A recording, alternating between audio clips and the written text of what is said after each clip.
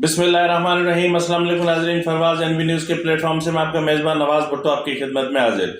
नाज़रीन, कल 27 तारीख है। 27 तारीख यानी सुप्रीम कोर्ट की तरफ से हुकूमत को दी जाने वाली डेडलाइन का आखिरी दिन, यानी कल तक अगर 21 अरब रुपए हुकूमत के अपना इलेक्शन कमीशन के अकाउंट में जमा ना हुए या उनको ट्रांसफ़र ना हुए तो फिर समझ लें कि कुछ भी हो सकता है। और इस हवाले से सुप्रीम कोर्ट क्या कर सकती है और क्या करने जा रही है और इसके हवाले से कितनी मुशावरत हुई है, इस पर आपसे मैं थोड़ा मुख्तसर सी बात करूंगा। फिर मैं आपको बताऊंगा कि इस वक्त बार और बेंच में कोई डिफरेंस है या बार और बेंच आपस में मजीद जुड़ने जा रहे हैं। तो बहरहाल नाज़रीन, आपको पता है कि कल 27 तारीख है, यानी 27 अप्रैल। 27 अप्रैल का मतलब ये है कि जो सुप्रीम कोर्ट ने 27 तारीख की डेडलाइन दी थी कि इस तारीख को दो काम करने हैं, या तो मुशावरत करके इंतखाबात की डेट फिक्स कर देनी है जो एक ही दिन पे हो, यानी कौमी और सूबाई असम्बलियों की का जो इलेक्शन है वो एक ही दिन पे हो। अगर इस तरह नहीं होता तो फिर पंजाब में इंतखाबात के हवाले से 21 अरब रुपए इलेक्शन कमीशन के अकाउंट में ट्रांसफर किए जाएं। नाज़रीन, इस सिलसिले में आपने देखा होगा कि 2 मरतबा कौमी असम्बली 21 अरब रुपए के हवाले से वजारत खजाना की जानिब से जो फाइनेंस बिल या जमा करवाया गया था उसको मुस्तरद किया जा चुका है। और इस हवाले से जो है वो सुप्रीम कोर्ट ये वाज़ेह कर चुकी है कि वज़ीर आज़म को अगर हुकूमत को यानी यहाँ पे डिफीट होती है कि जो 27 अरब रुपए का फाइनेंस बिल असेंबली वज़ीर आज़म के कहने पर मंजूर नहीं करती तो इसका मतलब ये है कि वज़ीर आज़म मेजॉरिटी खो चुके हैं। तो नाज़रीन, आज सारा दिन ये भी अफवाह रहे कि वज़ीर आज़म एतमाद का वोट लेंगे, यानी आज 26 तारीख को एतमाद का वोट लेंगे। तो हम इस वक्त तक की जो इतलात हैं वो ये हैं कि आज वज़ीर आज़म की तरफ से तमाम इत्तेहादी जमातों का सरबराही इजलास तलब किया गया है और इसके अलावा मुत्तहिदा की तरफ से डिजिटल मरदमशुमारी के हवाले से जिस रंजिश का इजहार किया गया था उस हवाले से गुज़िश्ता रोज़ वज़ीर आज़म ने MQM के रहनुमा खालिद मकबूल को फ़ोन किया और उनसे मुशावरत की। तो बहरहाल नाज़रीन, इस वक्त सुप्रीम कोर्ट में क्या चल रहा है, सुप्रीम कोर्ट में क्या होने जा रहा है, इस पर जो है वो हमने दावत दी है। माया नाज वकील जो इंतहाई बेकानूनी उमूर पर उनकी बहुत अच्छी गिरफ्त है और आइनी उमूर से बहुत ज़्यादा बाखबर हैं। Welcome to the show Shabbir Sher भाई।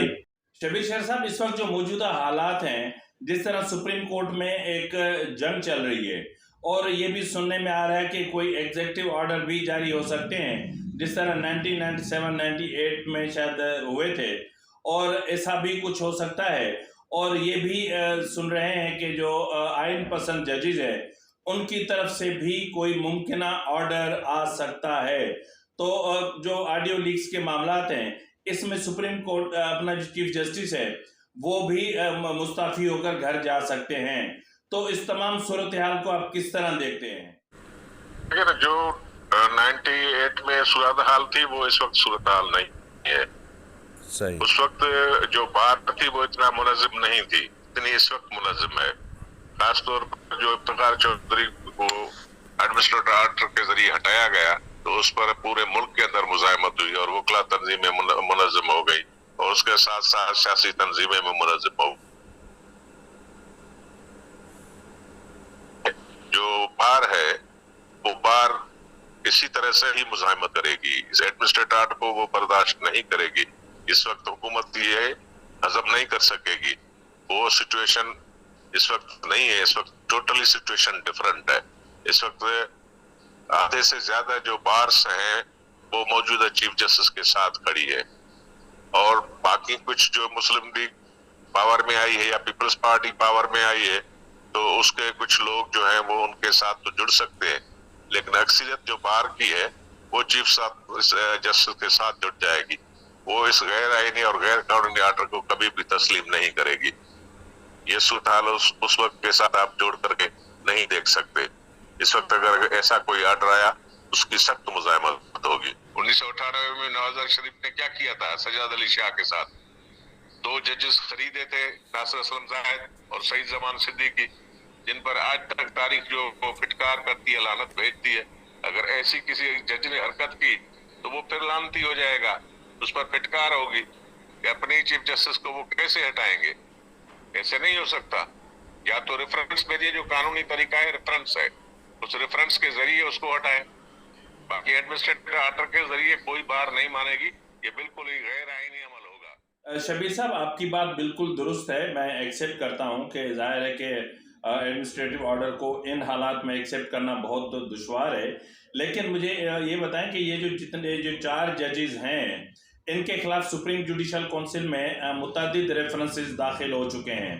इसके अलावा ऑडियो लीक्स का सिलसिला अब भी जारी है और जो गुज़िश्ता दिन भी ऑडियो लीक हुई और आज भी ऑडियो लीक हुई। तो मैं ये पूछना चाह रहा हूँ आपसे कि सुप्रीम कोर्ट जो है वो सुप्रीम जुडिशल काउंसिल का इजलास बुलवा के या जो रेफरेंसेस सुप्रीम जुडिशल काउंसिल में सब मौजूद हैं उनको टैकल करके अपने इनके ऊपर जो दाग और जो धब्बे लगे हुए हैं उनको ये क्लियर क्यों नहीं करते? ये काम सुप्रीम कोर्ट का नहीं होता है कि किसी चीज को प्रोसिक्यूट करे। प्रोसिक्यूट करना गवर्नमेंट का काम है, प्रोसिक्यूटर जनरल का काम है। प्रोसिक्यूटर जनरल मौजूद है, उसका ये काम है कि वो किसी चीज की रेफरेंस कराए, उसकी तस्दीक करवाए। ये सुप्रीम कोर्ट का काम होता ही नहीं है। जिनका काम है वो अपना काम कर नहीं रहे, सुप्रीम कोर्ट को कैसे कह रहे हैं कि वो ये सारे काम करे? प्रोसिक्यूटर जनरल का मौजूद है, पूरा इनका सिस्टम मौजूद है, पूरा निजाम मौजूद है, उसके जरिए तस्दीक कराए। बाकी ये स्कैंडल जाहिर है कि जब भी मुस्लिम लीग इक़्तिदार में आती है वो स्कैंडल्स पर ही चलती है। उसने क्या बेनजीर के खिलाफ कम स्कैंडल्स किए थे? IJI को किसने तैयार करवाया था?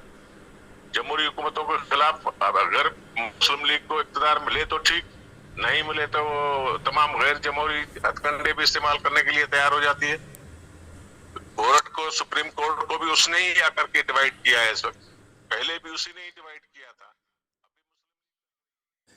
नाज़रीन, शबीर शाह साहब की इन बातों को सुनने के बाद आपको अंदाज़ा हो गया होगा कि बार और बेंच और बार दोनों में जो फासला है या तो वो ख़त्म हो रहा है या फिर बढ़ रहा है। यानी इस वक्त इमरान खान की मेहरबानी से जहां इदारे तकसीम का शिकार हैं, जहां पूरा मुल्क तकसीम का शिकार है, पूरी कौम तकसीम का शिकार है, सुप्रीम कोर्ट तकसीम का शिकार है, वहाँ जो बार है वो भी तकसीम का शिकार हो गई है।